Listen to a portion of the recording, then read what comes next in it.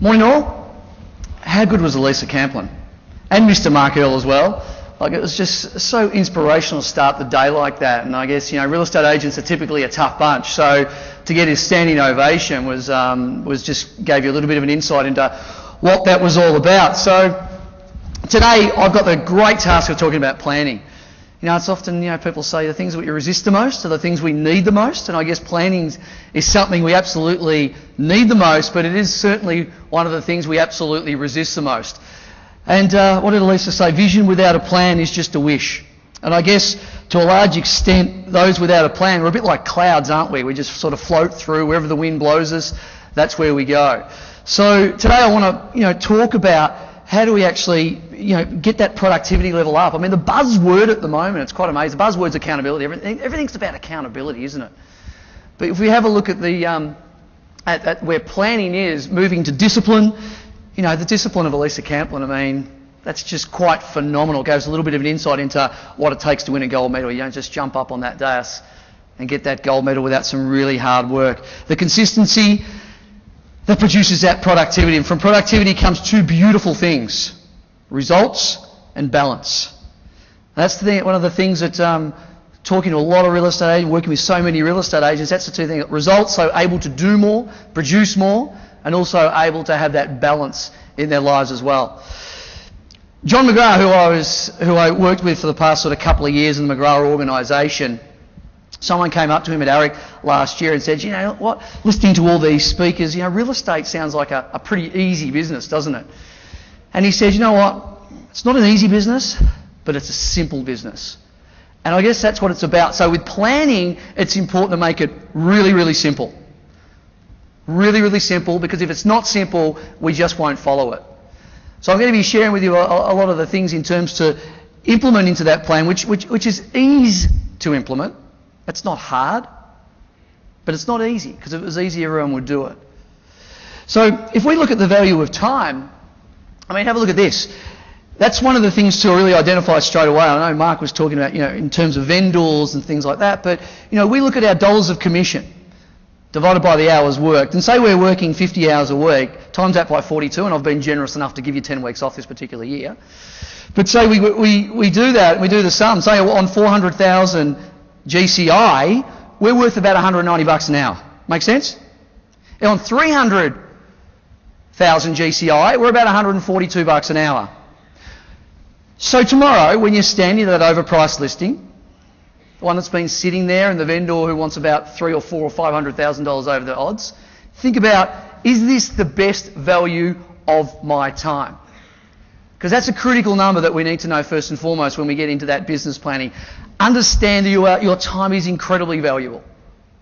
And where you invest that time is just as valuable. So what sort of an agent do you want to be? Do you know what a 200,000 GCI writer looks like versus a 400,000 GCI agent, what they look like? To $1 million GCI.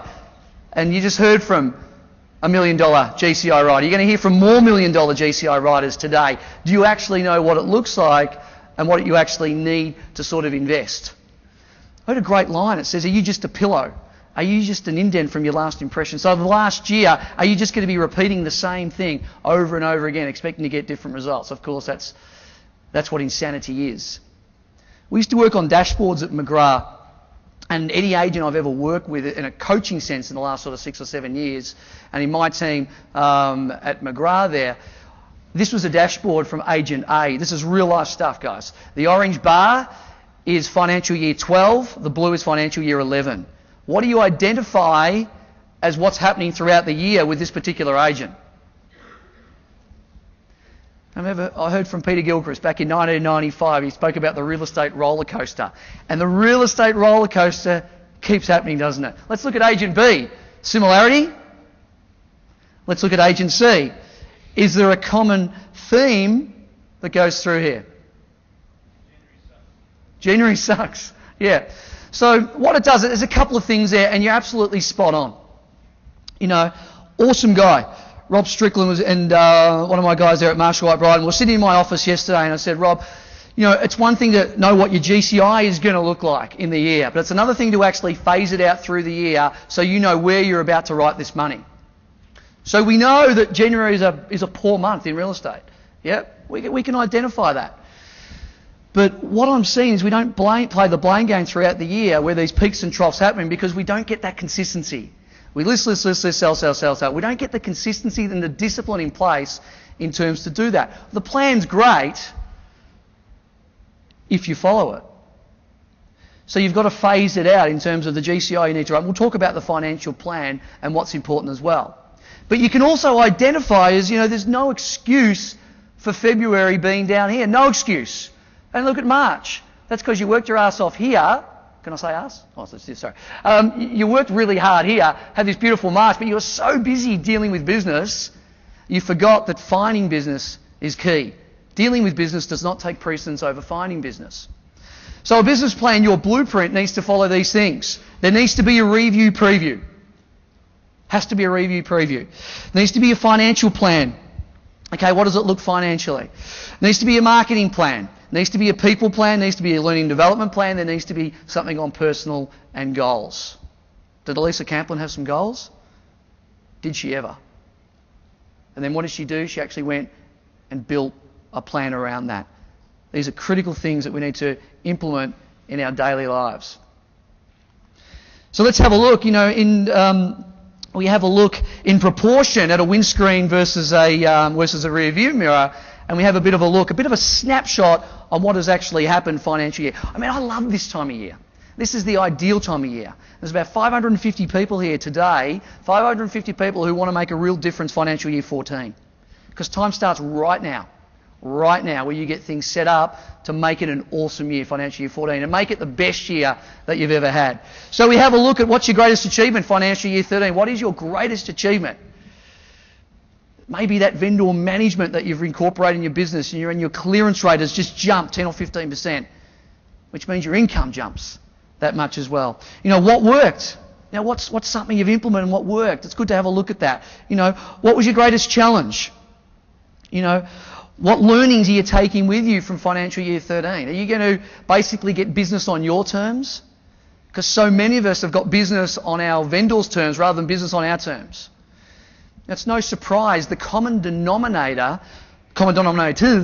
of properties being sold these days is they're presented right, they're marketed right, and they're priced right, aren't they? Common denominator. Tick those boxes and your clearance rate will rise exponentially. But the thing is, and what the consideration is going to be today, is not just turn into another junket, but walk away and say, okay, what am I going to do differently in financial year 14? That's why you're here, is to say, what can I pick up? And for those experienced agents, I'm looking out here and I'm seeing guys who have been in the real estate 20 or 30 years, but they're still here. They're still looking to make those little tweaks and little hones, little improvements, and it might be one or two or three things. Others, the newies in the room, you're looking to get a host of things, but it's important to chunk it down, and that's what planning's all about. First things first is, where's your business coming from? Most of us don't even know this. What percentage of your business is coming from these sources? Repeat clients, referrals, open homes, just listed, just sold, office call-ins, telephone prospecting, builders, investors. There's a host of them, isn't there? A little bit of an idea there in terms of where you can actually start to generate your energy. Remember, you're about 100 to 300, some of you are 400, 500 bucks an hour. So make sure you're spending that time wisely in an area that's going to enable you to get that payback, because that's what it's all about. Simple discipline, simple understanding to know where this is going so you can go to the next step. What are some of the minimum benchmarks? What are some of the non-negotiables that you have? And this was something that we, in my time up at McGrath, this was something that we lived and breathed in terms of, I've taken the numbers out because the numbers aren't relevant to you in different marketplaces. However, these are things that you need to understand. Some of us, as I said, just float by. We need to understand, what is the minimum GCI? Yeah? What is the minimum GCI that you need? What is the average sale price that you're looking for? These are levers that you can pull in your business, by the way. You want to write more business, we either pull a couple of levers. You can make, you can do more listing appointments, increase your win rate. Yep. Have a better clearance rate, increase your commission. These are levers that we pull in our business which enable us to write considerable more business. Not by adding 10 or 20 hours, just by working a hell of a lot smarter in what we do. So, the number of prospecting calls per week, I mean, if I said to you 1,200 calls in a quarter, you would have palpitations, probably, some of you would. 1,200 calls. But if I said to you, I just want 20 a day, that's it. 20 a day, that's achievable. 20 a day, 5 times a week, there's 100 calls you're doing per week. There's 400 you're doing in a month. There's 1,200 you're doing in a 90-day call cycle. Ain't no excuses. And you're going to hear from the best prospecting guy in the land without a shadow of a doubt. But it's about just doing it. Yep, it's about building that muscle and being able to do it. So these are some of the minimum benchmarks. The financial plan, first part about it. And I know I don't want to spend too much time on this because this is an absolute given. And I know a lot of people talk about this, but they don't add layers to it. Typically, they don't add depth to it. It's just a number, and they just punch in my personal income, want to do this, but they don't actually drill down and say, what does that actually mean? Okay, what does it actually mean? We were talking about numbers yesterday in our office. And we were talking about, okay, writing 400 or 500,000, what does it mean? Or it means X amount of sales based on your average fee, your average commission. Yep. And then really just breaking it down and saying, okay, well, what does a lower fee mean? What does a lower average price mean? And some of us actually split deals as well. So we're a 0.5 of a deal, which means we need to do double the amount. Got to think of these things when we're actually doing a financial plan. So how many sales does it mean per annum? List to sell ratio. Yep, list to sell ratio. A lot of us get besotted by stock and we just want to fill the shelves with stock. But if it's stale stock and it just sits there, what actually is it? It's a thing called listing constipation that this causes. Number of listings per annum, listings over to win rate, qualified listing appointments. That's a financial plan. Then we move into a marketing plan. Moving straight financial into marketing plan because you need to, what's going to fulfill this? What is going to underpin our financial plan, bless you, and what you're able to actually achieve. So then we need to work it out on a weekly basis. What are we planning to do? On a quarterly basis, what are we doing? Half yearly, annually. These things then get slotted into a 12-month calendar. Yep. So on a weekly basis, we're doing all our just listed, just solds, our OFI involves, our database calls, our buyer emails, pipeline calls, expireds, and all that type of stuff. These are things that are done on a weekly basis. Then the quarterly ones, the updates, the snapshots, the seasonal. Even getting face-to-face on a quarterly update. One handshake is worth 100 phone calls. That is the power of being face-to-face. So somewhere in here is going to be, when are you going to meet with the client? Our generating plan and what underpins sort of generating, what is the real essence of generating, not prospecting, because it's made up of 4 different things. Prospecting, networking, nurturing and marketing.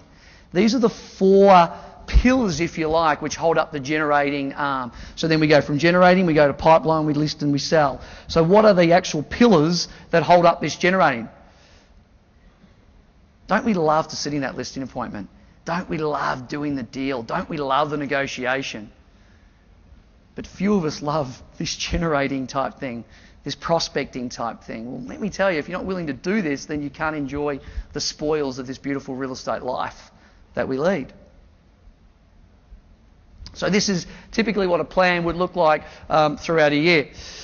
Prospecting plan, again, moving along to something like this. You're looking at other agents' properties and maybe a letter and buyer or someone. Typically, what we see is when a property comes up for sale with another agent, the consequence of that is generally there's a buying decision that needs to be made.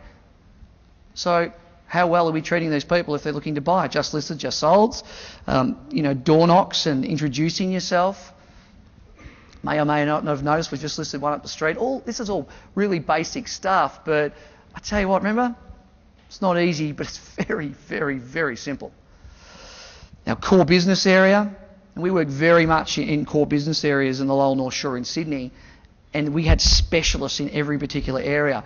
What I found from, looking back on my 13 years as a salesperson, back in my Philip Webb days, is that we tried to be everything to everybody. And I just said, well, imagine if we actually just tried to just really specialise in an area and then have your secondary area, because the specialist is what people look for right now.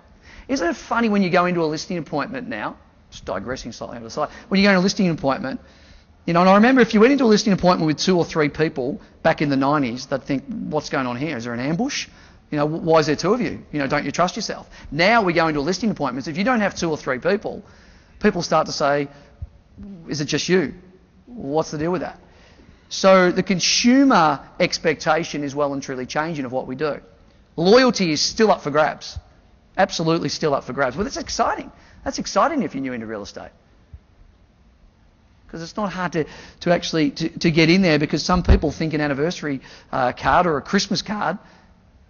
You know, how many people, you know, in your office, you look at the CRM and you've just listed a property, and you look at your CRM and you see, well, what's the contact been from this particular agent? Oh, they've had a Christmas card and they've had a market update report, and then when you bring in the authority, they go, that was my client. Anyone had that? Really? Is that what constitutes a client? There's a lot more that goes into that. So the next thing, after the review, preview, the financial and the marketing plan, we move into a people plan. Now, how many in this room have assistants? Yep. How many in this room don't have assistants? Okay, so we're about sort of 75-25. So the decision here with a people plan, and why part of business planning you need to look at people plan, because maybe this is the time, this is the year. I've always said, you know, and my first PA is in this room today, the most amazing personal assistant in the world, who's now one of the most amazing salespeople, is with us today, and we just work like such an awesome team. And I just cannot even contemplate what life would have been like without her and without the team that we formulated. Real estate is too big for one person. So you need to think about this. And those with a team need to start asking I'm missing that sort of thing here. Need to start asking the questions about, you know, what's working with your team? You know, how often do we actually take our teams quarterly away and say, okay, what do you think's working? What do we need to do? How do we upgrade? How do we supercharge what we're actually doing? How do we deliver a better service? How do we wow our clients? Yep. How do we actually basically, you know, lift our hourly rate up? Yep. How can we become worth a hell of a lot more? And this comes down to having a people plan. So whether you've got the team or haven't got the team, you need to be really thinking about this. Real estate is too big for just one person. Yet I worked in an office, and you know, my team of years ago is sitting right here, and geez, we had some fun. You know, it was no surprise that I remember going about 6 years into when we first started getting assistants, our top salespeople were our assistants. Yep. Because they were trained so well. You know, I look at Andrew Kelleher and Dallas Taylor now. They're 2 directors right now, but Dell was Andrew's PA. Now they're business partners. 2 of the best writers that you'll ever come across. You know, I look at, you know, you get to hear from Marcus Chiminello coming up this afternoon. He's just an amazing guy. Amazing guy. You know, arguably one of the best in Australia. Used to work with another one of the best agents in Australia, Jimmy Tosterman. So this is why people plan is important for you as an individual and for the greater good for a company. So the training element is important. Let's look at the self-assessment. You know, so if you don't have an assistant, you're looking to get one, or even if you do have one, this is a great thing to do as a self-assessment. So what are you good at? What are you not good at? What do you enjoy doing? What don't you enjoy doing? You can pretty much then set the script for an assistant. Yeah? You know, and you've got to decide, do you want administration or do you want sales administration? Because what some of us do, we don't understand this. We hire someone because we want someone to help us out at this, that and the other, and we get frustrated because all they can do is admin. They can't sell. Or all they're wanting to do is get out there and deal with clients rather than just basic administration duties. Not their fault.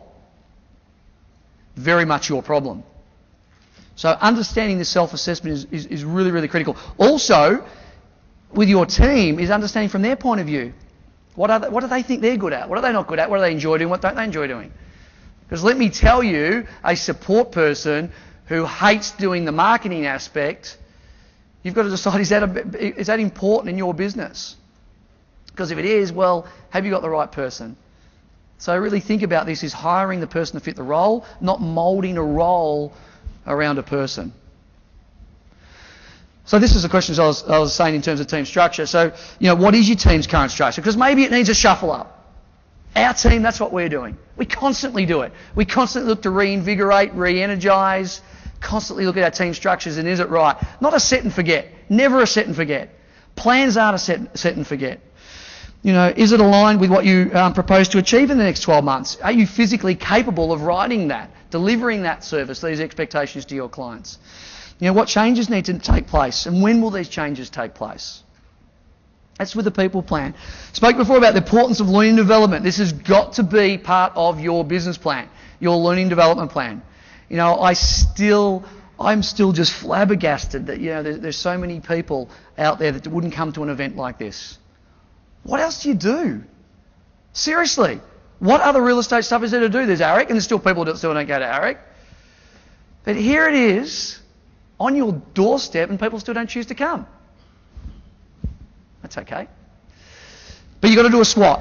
It's got to be your strengths, weaknesses, opportunities and threats. You've got to have that SWOT in your learning development plan because you'll very quickly understand where your weaknesses are and what needs to take place in the learning development plan. In the skill development, our team are constantly looking at this and where our challenges are. Generating and the dialogue in vendor management and buyer management, negotiation, listening skill. There's a host of stuff. But you need to nail it, then move on. Nail it, then move on. Not start wishy-washy. So you need a training calendar in which you follow meticulously so it enables you to actually deliver on certain things. One of the things we talk about quite often is in terms of competency. I think a lot of us go to training and go, yeah, this is great, this is great, this is great. And we're the nodders, the serial nodders, yep. And you go away, but have you really got it?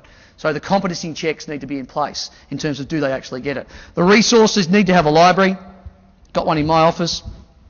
Anyone's welcome to come in, grab a book, grab a CD, and listen to it. Support systems, coach, mentor and accountability. Have a look at the stuff that sporting people do. The psychological coaches they have. Look at a footy team. There's analysis upon analysis. Yeah? And the work that goes into actually ensuring that our heads are right. How often is it in real estate is important for the head to be right? Personal and goals. Book it in. Again, Rob, Kate Strickland, two of my unbelievable agents in my team. I'm just so enormously proud of because this is one of the things when I first arrived at our Brighton Marshall White team is that they really sucked at this. And I think they could say hand on heart, they're okay. I've actually cleared it with them that I can actually share this with you. But what was music to my ears, what made my eyes really light up was they've just gone back to the States to visit Rob's family. And then I had an email from them say, hey, Pete, good news. We've actually just booked our next holiday. They get it now. This is what it's about. In prospecting, we will never sit down and make 3 hours of prospecting calls unless you're a Jimmy Tostovan freak, Jimmy. But you'll talk about that later, no doubt. But it's about chunking things down. 45-minute blocks, that's what it's about. Or a half an hour block, that's what it's about. In real estate, it's about quarterly blocks or monthly blocks. That's what it's about, so chunk it down. So have something to look forward to. Otherwise, what's it all for? Why do we do this? We cop too much stress from people. We're dealing with divorces, deaths, financial positions, unrealistic, unmotivated vendors, buyers who don't want to buy, that we get frustrated with. What's it all for? It's for this. Maybe it's a holiday. Maybe it's a car. Whatever it may be. But you've got to know. And Anthony Robbins talks about what juices you. What are the things that really get you motivated and really get you on song? Let's look at a balance wheel, for example. And these are the things in terms of a balance wheel.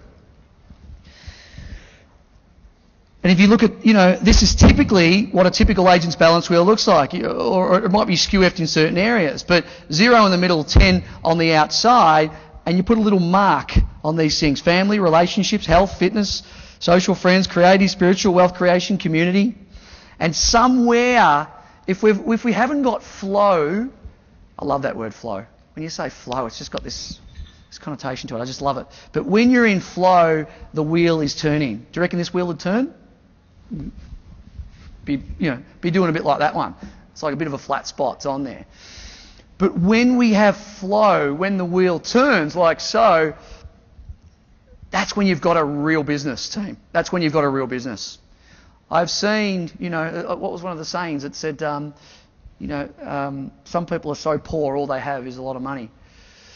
Something along those lines was the quote. But it's about, if you can get balance in your life, this is where it all comes down to. Because some of you are making a hell of a lot of money out there. A lot of you are making a hell of a lot of money, but have really poor family lives. Some of you have got amazing family lives. But you don't get to enjoy it because when you're at work, you're still sort of fluffing a little bit. There's that fluff time. So you need to get this balance. Start, getting involved in your community and doing all those sorts of things as well. Does this make sense? So really enabling yourself to have a real good balance. So this balance wheel is something that is non-negotiable with our team to be completing. Non-negotiable. And I hope it's non-negotiable with your team to ensure that we know what we can do. And as a director and a sales director and a manager, I've got to know what I need to do for my team in order to ensure that there's balance. Because it ain't just about the money. Money's good. Money's great. Money's amazing. But without health, without a great family life, what's it all for? So here's a little, and I'll just talk through this. I don't expect you to get it down that, but this is one of our Marshall White business plans that I designed. Designed so much there'll be a few people who look at this and have not even seen it yet because it's fairly new. But all about one page. So the stuff I just spoke about then, some people like to do a business plan and just write it all out and have pages. Okay? I like a business plan that doesn't just sit in the drawer and you have to flip through to page 7 to know what the hell's going on. It's just a one-pager on an A3 and you know what's going on. So if we break it down, there's our SWOT analysis, at the top of the page, up here. We're going to zoom in on some things here. There's our SWOT analysis, strengths, weaknesses, opportunities and threats. Next to that, over here is about our balance. I want them to write down the activities that juice them, the things that are important to them in terms of activities. Then we break it down, and over here you've got some core values and beliefs. Yep, core values and beliefs over here. Very important you're on the right track with values and beliefs. Then there's your BHAG, your big, hairy, audacious goal. Elevator pitch. What's your elevator pitch? Someone jumped in an elevator even for a minute, you have to sell yourself. What would you deliver? Then you've got your purpose. Some of you need to get onto this and say, why real estate? What is real estate all about? It's a vehicle for what? What is it that you want to achieve in your life? Or do you just love it and you're so passionate about it, you live and you breathe it? Actions that you need to do. Where your business came from. That's what I spoke about before. Then up the top here we've got our targets in terms of current database numbers. You want to build your database number? What does it look like? What's your current number? What's your desired number? What are your contact strategies going to be to that database? What's your core business area, your target area, key demographic? Who do you deal with? Are you a first home buyer market? Are you a family home? Are you an investor? You deal with builders? What is your key demographic? Key initiatives, annual priorities. What are they going to be? You don't want to list the 30 annual priorities because you won't get through 30. Break it down. Break it down. Then your goals come through there in terms of this is where your financial plan comes in, through your goals. Okay, what that actually looks like. Then you've got your rocks and accountability. Where is your accountability going to come from? Who's your coach going to be? Who's your mentor going to be? And what is that going to look like in each of the quarters? Over here is growth. What are your personal and business upgrades? What is your learning and development plan? What are the courses and the sessions that you're going to maybe REIV put on, or an Ideas Exchange next year, or ARIC? What's it going to be? Then what are you going to do to involve yourself in sponsorship and community? You can see all the stuff I've spoken about is coming together and formulated in one plan. Then this is the data. This is real data on your plan as well. This is when you enter in the numbers, what's really happening in your business. Yep. So what is your GCI? And I can compare that with the year before. Are you growing? If we're not growing, we're dying. It's as simple as that. If we're not learning more, what's the point? And we just keep going through life as zombies, like the cloud, as I said to start with, going wherever the wind will blow us. Business on someone else's terms rather than business on our terms. So right now you've got a decision. You've got a chance to jump out of the blocks. once you step out of this room today. This guy jumps out of it better than anyone. And in a 100-metre race, you miss the start, what happens? You don't win the race. Financial year 14 starts in just under 60 days. Question: what are you going to be taking away from today? What is it that you want to implement in your business? What is going to enable you to jump out of the blocks come July 1 and have an outstanding year, have your best year ever? Thanks for your time. Appreciate it.